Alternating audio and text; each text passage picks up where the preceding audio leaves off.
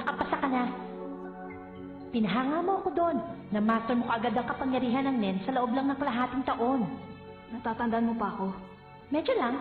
Hindi kasi ako masyado nagkaroon ng bisita. Teka, anong klase ng kliyente ang hinahanap mo? Ang gusto ko ay isang tao na mayroong malakas na koneksyon doon sa gaganaping subastahan sa York New City. Kahit na anong trabaho, sabihin mo lang. Ang kliyente konektado doon sa subastahan ay masyado maraming hinihinging kondisyon. Ewan ko lang kung makukuha ka dahil ito pa lang ang una mong proyekto. Meron ditong 3.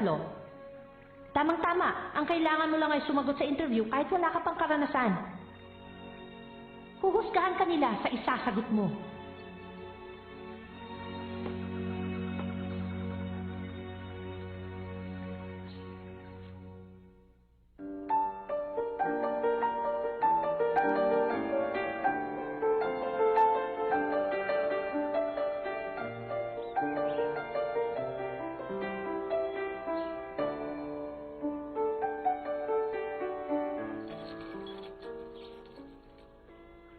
Ipinadala ako dito ng Senjikai. Ang pangalan ko ay Kurapika.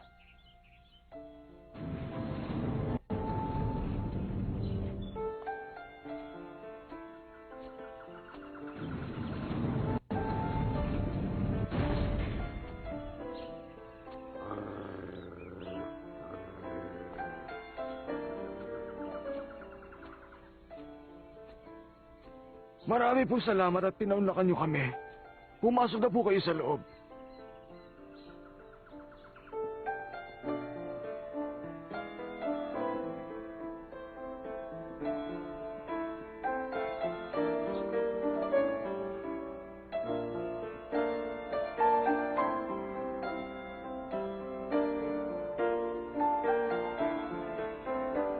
Maghintay lang po kayo dito sandali.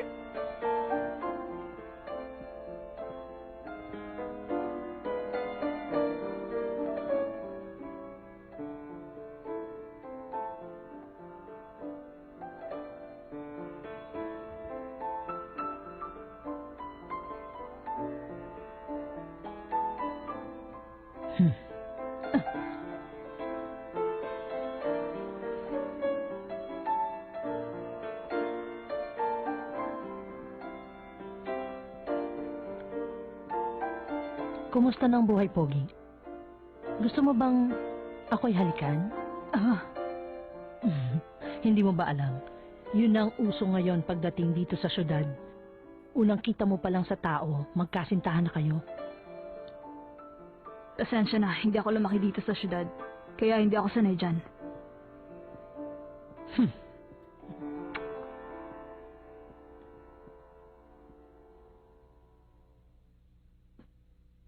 Nakita rin tayo muli, bata. Sabi na nga ba, nung una pa lang, alam ko na isa ka ng hunter. Hindi ko pala naitago. Mas gusto ko yung aura mo nung una tayo magkita. Pwede pa ulit akong tumugtog? Sige. Maganda pa rin ang binibigay na himig ng tibok ng iyong puso. Mapapago lamang yan kung gugustuhin ng taong nagmamay-ari sa kanya. Yan ay walang kasinungalingan, kaya mas makikilala mo isang tao kahit hindi magsalita.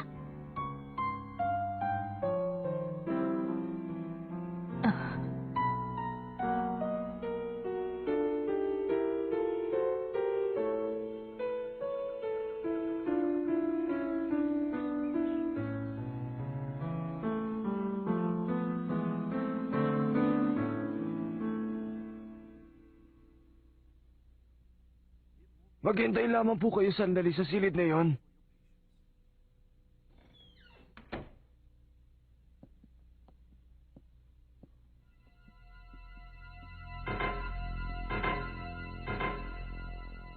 Ngayon lang ako nakakita ng baguhan na dumating sa tamang oras.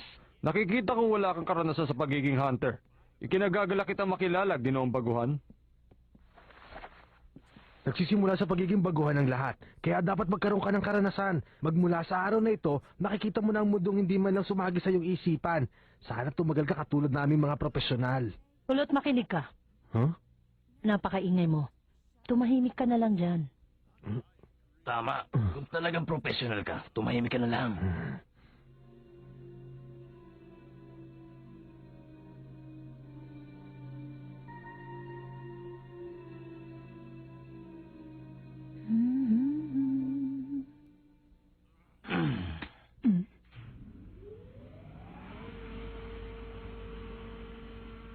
Maraming salamat po sa inyong paghihintay. Ngayon ay papaliwanag ko na kung paano ang inyong magiging kontrata.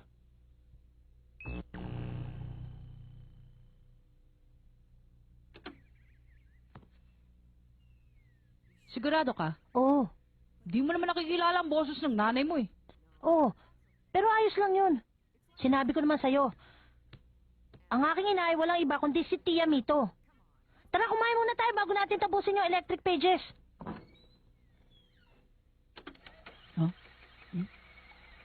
Gon, hininto na natin pero umanda siya mag-isa. Hindi naman yan automatic o kaya may timer ah. Ang giyo! May aura! Nen, nag-rewind siya mag-isa dahil sa Nen. Ngayon niya nilagyan ng nen? Hindi, meron na yan makalipas ang 10 taon. Sigurado yun. Nilagyan na ng timer. Bakit kaya? Hindi ko alam. Nag-record na naman siya mag-isa! Ang kanyang boses, binubura na niya. Hindi ko mapatay! Tingnan mo, hindi pa rin siya humihinto! Patawarin mo ako, Gon ah! Ha!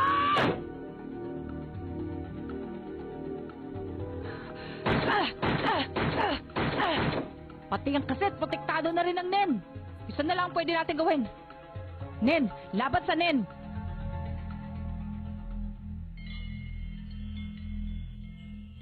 Nag-record na naman siya mag-isa! Ang kanyang boses, binuburan niya. Pati ang kaset, protektado na rin ng Nen. Pati yung tape na pinagkopyahan natin nasira. Pero bakit naman kaya niya naisipang gawin ng ganito? Sigurado nga ayaw niyo mag-iwan ng bakas na manggagaling sa kanya. Dahil pwede itong mapagkunan ng impormasyon para makita siya. Sigurado ka? Ang taas, bigat, edad, kasarian, hugis ng muka, sakit, pati na rin ang pag-iisip ng isang tao, maaaring malaman dahil sa maririnig sa tape na ito. Pati na rin ang lugar na kinaroroonan niya, kung saan man siya nagtatago. Pero sa palagay ko, hindi yun ang iniisip niya, kundi meron pang ibang dahilan. Ang magagawa ng Nen. Ang magagawa ng nen? Hindi na nakakagulat kung ang isang taong marunong gumamit ng kapangyarihan ng Nen ay maging mahusay sa pag-aaral ng mga boses. Ang dahilan kung bakit niya binura yan, baka makabisa mo pa ang tunog na maririnig mo.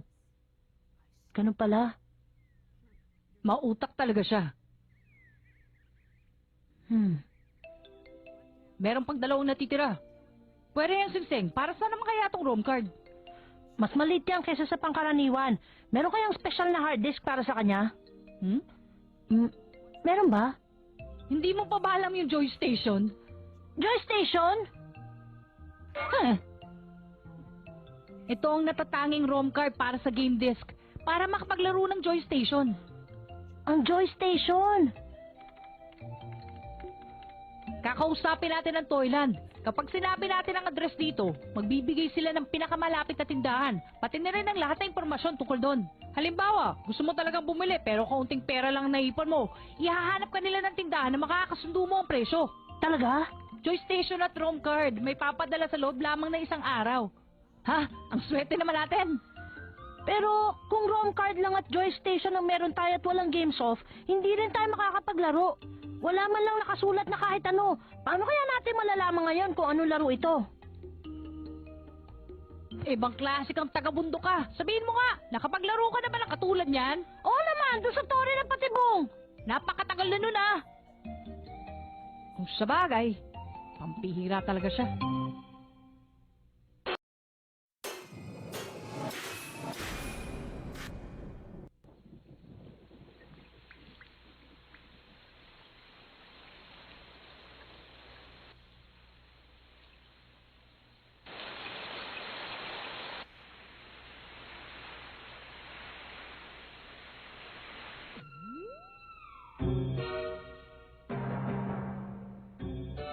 Magandang araw sa inyong lahat.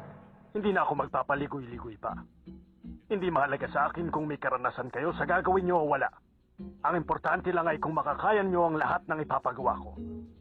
Ito lang ang masasabi ko sa inyo. Ang gusto ko ay hindi lang basta malinis na trabaho. Kaya naman nakahanda akong bayaran kayo ng sapat. Abay, hindi masama yun ah. Kung totoo yan, wala na akong hihilingin. Siya nga pala, hindi ako magbibigay ng limitasyon sa bilang ng mga taong gagawa ng trabahong ito. Mas maraming bilang ng mahuhusay na tauhan, mas gusto ko kaya walang kompetisyon.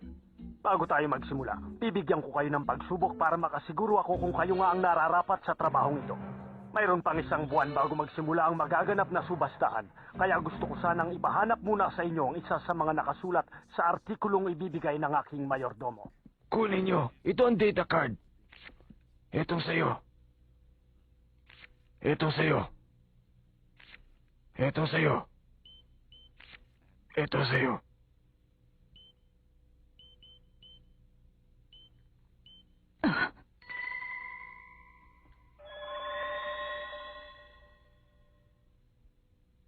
Babasahin ko ang mga detalye. Ang una, mahilig sa barel. Hinahanap niya ang Blue Snake 55 na may serial number 001. Ang pangalawa, isa siyang kolektor ng antik. Ang gusto niyang ipahanap ay yung dalawang monumento na gawa ni Lodo noong 1655 at 1677. At ang pangatlo, isang kolektor ng katawan ng tao. Ang buong balat ay mayroong nakatatong dragon. Ang buhok na nagmumula sa sikat na aktres na si Sarah. Ang kanang kamay ay manggagaling sa isang mami na nagmula pa sa Ehipto. Ang pulang mata na kukunin sa taong nagmula sa tribo ng Kuruta. Ibang klase talaga? Ano, sino sa kanilang gusto mo? Yung pangatlong sinabi mo, ang pipiliin ko. Mabilis na desisyon. Medyo marunong ka rin pumili, bata. Kung ganon, kakausapin ko agad ang taong ito para sa'yo.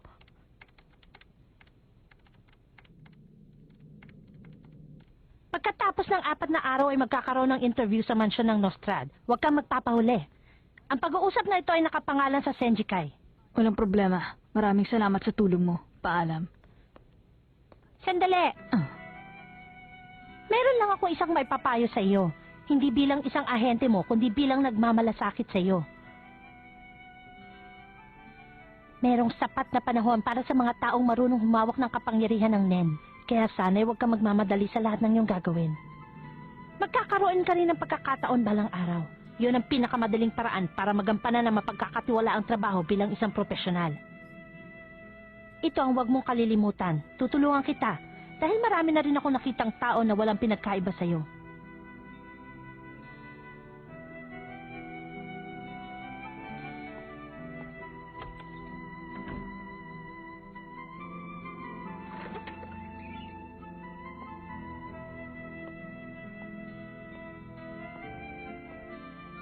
Oo. Meron pang sapat na panahon. Sa sobrang haba, nakalimutan ko na yatang mainip.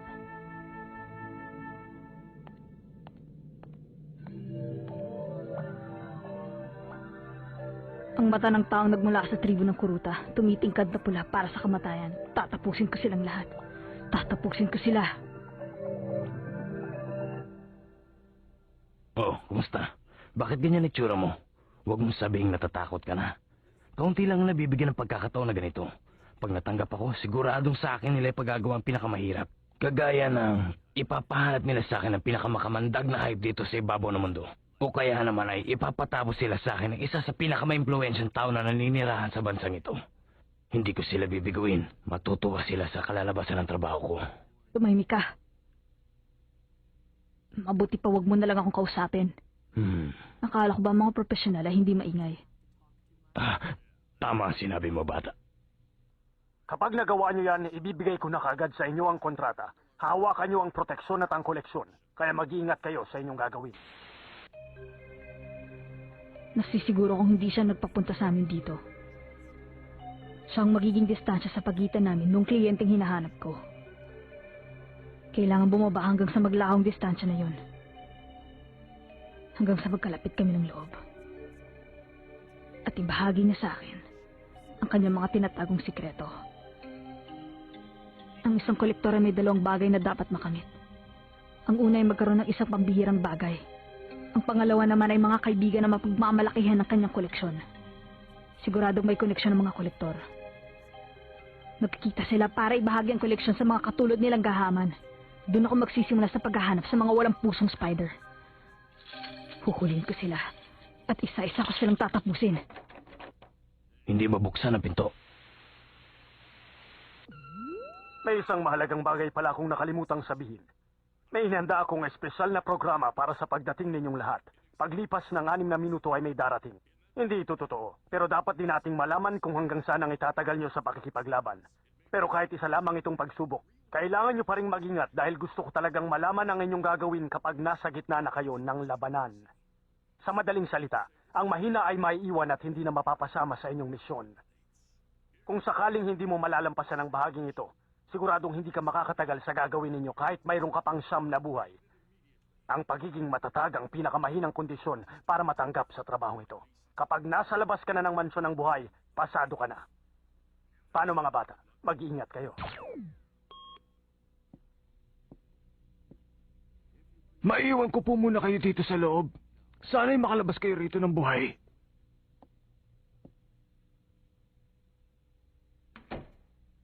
Teka, anong gagawin natin ngayon? Sirain na lang natin yung pintuan para makalabas tayo dito sa loob.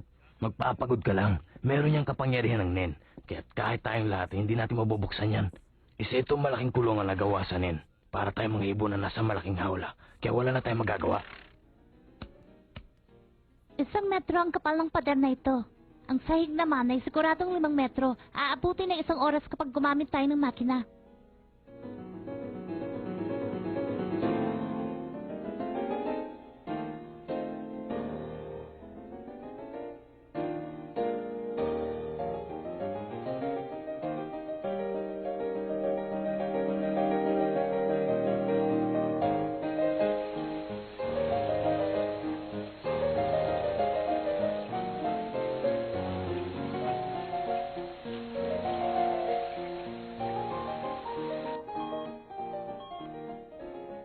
Ano? Upo na lang ba kayo? Mag-iisip ng paraan. Wala nang 4 na minuto. Wala ba tayong gagawin para makalabas dito? Alam ko na. Bakit hindi pa tayo magdesisyon kung anong kukunin ng bawat isa para hindi na tayo magagawan pagkalabas? Nakapagdesisyon na ako. Sa akin ang kanang kamay ng mami. Kung sa'yo ang kamay ng mami, sa akin naman ang bungo ng unicorn. Teka muna, dapat nating intindihin yan kapag nakalabas na tayo dito ng buhay. Tamang sinabi nito, Chino. Dapat ngayon ay nagtutulong-tulong tayong mag-isip kung paano tayo makakalabas dito. Alam ko na. Ang kukunin ko naman ay ang buhok ng artistang si Sarah para sigurado patitignan ko ang kanyang DNA. Alam mo, kalmadong-kalmado itsura mo bilang isang baguhan. Hindi naman sa kalmado lang ako ngayon. Naisip ko lang na mas mabuti siguro kung wala muna akong gagawin. Ano sabi mo? Ipaliwanag mo nga. Bakit tatahimik ka lang at hindi tutulong sa pag-iisip ng paraan? Walang sino man ang makapagsasabi kung ano oras sila atake. Kung gusto talaga nilang malaman ang ating kakayahan, susugurin nila tayo kapag hindi na tayo nakahanda. Tama. Sa palagay ko, yung sinabi ng 6 na minuto ang pinakamalaking patibong sa palabas na inhanda nila. Masyado yung mahaba para maghintay. Pero masyadong maiksi para magkasundo mga tao ngayon lamang nakita sa buong buhay nila. Wala nang sasama pa sa mababaw na pagkakaintindihan ng grupo. Mababaliwala lang kooperasyon kung walang tiwala sa isa't isa, magdududa at mababalisa ang lahat. Kung wala kang tiwala, kahit ikaw hindi makakaisip ng paraan hanggang sa tapusin mo ang iyong mga kasamahan. Kaya sa mga pagkakataong katulad nito, mas mabuti pang hindi ka nalang humanap ng mga katulong at ipunin ang lahat ng natitira mong lakas para mapaghandaan ang pagdating ng iyong kalaban. Yun ang dahilan. Pero bakit kailangan pagawaan nila sa atin ang ganitong pagsubok? Kung gusto nila makita ang ating kakayahan, sabihin nila kaagad. Malamang.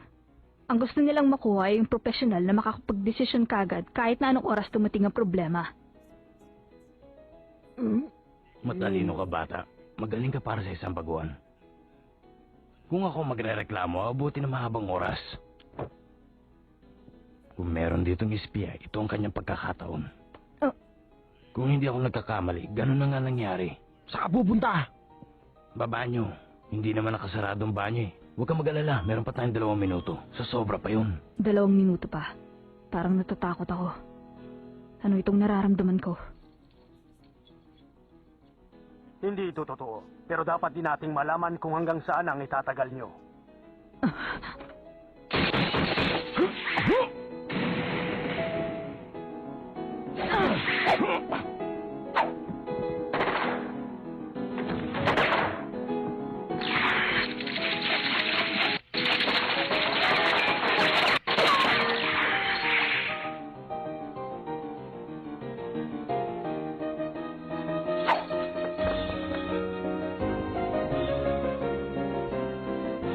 Sugod.